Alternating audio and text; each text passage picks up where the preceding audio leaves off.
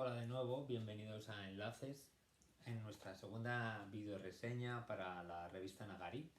Hoy con formato doble, 2 libros, por tanto la reseña será un poquito más larga. Podemos decir que es una reseña especial de Navidad, porque vamos a recomendar lecturas, estamos cerca de las fiestas y esto lo vais a ver el 1 de enero. Por tanto, ahí empezamos con el especial. El especial de hoy está dedicado a Gustavo Faverón Patriau, un escritor peruano afincado en Estados Unidos, quizá uno de los mejores escritores latinoamericanos vivos, y está dedicada a las 2 novelas que ha publicado hasta ahora con la editorial Candaya. El anticuario, una buena novela, y Vivir abajo, un novelón. ¿Y de qué vamos a hablar sobre estas 2 novelas? Bueno, son novelas profundas, son novelas por momentos duras, os lo advierto, aunque también son 2 buenas ideas para regalar estas navidades. Yo las recomiendo las 2 porque tienen una lectura y tienen varios niveles de lectura de mucho interés y que nos hacen reflexionar. Y para reflexionar hoy vamos a hablar de la representación de la violencia en estos textos, que es, entre otras cosas, uno de los protagonistas temáticos de la escritura de Faverón. Representaciones de la violencia hay muchas. Yo os he traído una representación de la violencia, la llevo puesta, es mi camiseta.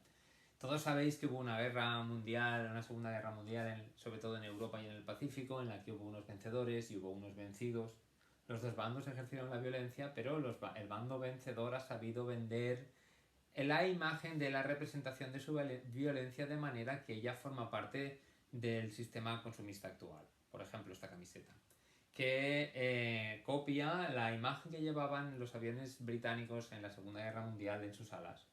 Aviones que sobrevolaron muchas veces el cielo de Alemania y que provocaron muchas muertes en una serie de bombardeos en la parte final. Eso no es óbice para que hoy se hagan camisetas y una serie de ejemplos que de una manera subliminal nos están representando una violencia, la violencia del que ganó, que por tanto parece que sea como la buena.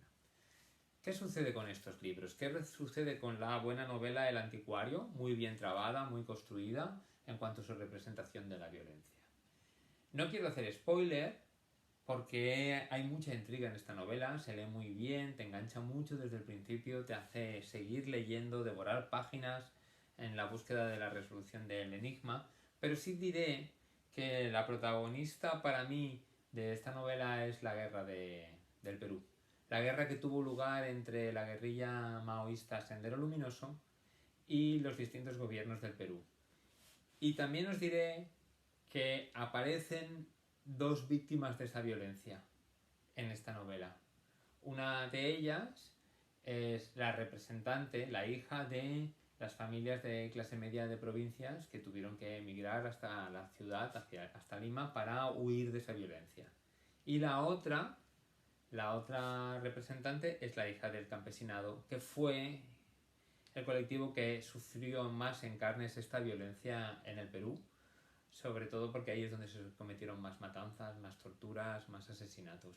Y están aquí presentes y son muy importantes para resolver el enigma de quién es el asesino en esta novela, que quizá es la parte clave del libro. 2 ecos fundamentales se encuentran en esta novela, al menos para mí, son por una parte la canadiense Margaret Atwood, grandísima escritora, a partir de los textos del Anticuario, que es uno de los personajes principales para entender toda la trama. Son textos como los de Atwood, algunas veces duros, crueles en cierta manera, pero que permiten dar las pistas suficientes al lector para dirigirse en la dirección adecuada de comprensión. Y el otro es Borges, que siempre está muy presente en la obra de Gustavo Faverón, porque en el gran novelón que viene a continuación, del que vamos a hablar ahora, Vivir abajo, también está presente. Lo que sucede es que en este texto también figura mucho, yo he notado mucha presencia, sobre todo en la construcción y en la estructura, del hijo apócrifo de Borges, como fue Roberto Bolaño. A fin de cuentas, Faverón, junto con Edmundo Paz Soldán, publicó también para Candaya un brillante ensayo, compilación de ensayos, sobre Roberto Bolaño, titulado Bolaño Salvaje. Y en la ambición y en la idea global de la novela, cuando lee este libro le recuerda en cierta forma a Bolaño. Solo que este es un libro mucho más ambicioso. De ahí también la extensión. Aquí lo que se busca, o lo que yo creo que busca el autor, es llegar a las fuentes de la violencia, entender las fuentes del mal, cómo surge ese mal en nuestra sociedad y por qué nos arrasa, qué relación tiene con la locura y hasta dónde puede llegar. Y yo pienso que es una novela excelente, muy recomendable para estas fechas, porque a fin de cuentas, aunque los temas sean difíciles, sean duros, nos hace pensar y nos hace intentar creer que podemos construir una sociedad mejor, que a fin de cuentas es lo que siempre se busca cuando se habla de estas fechas. Y en este sentido os recomendaría las dos novelas. Evidentemente, esta buena novela para enganchar con la trama y pensar sobre la violencia de las guerrillas y los gobiernos, pero esta para llegar al fondo de todo.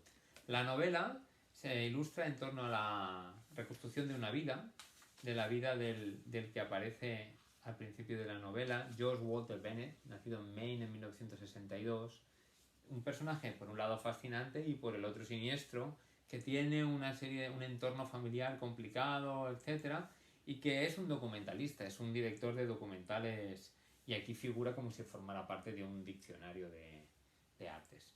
Y con esto me despido, no sin antes desearos buenas fiestas, ya que vais a ver esto el 1 de enero, y una muy buena entrada de año. Y nos vemos en la próxima video reseña. Hasta luego.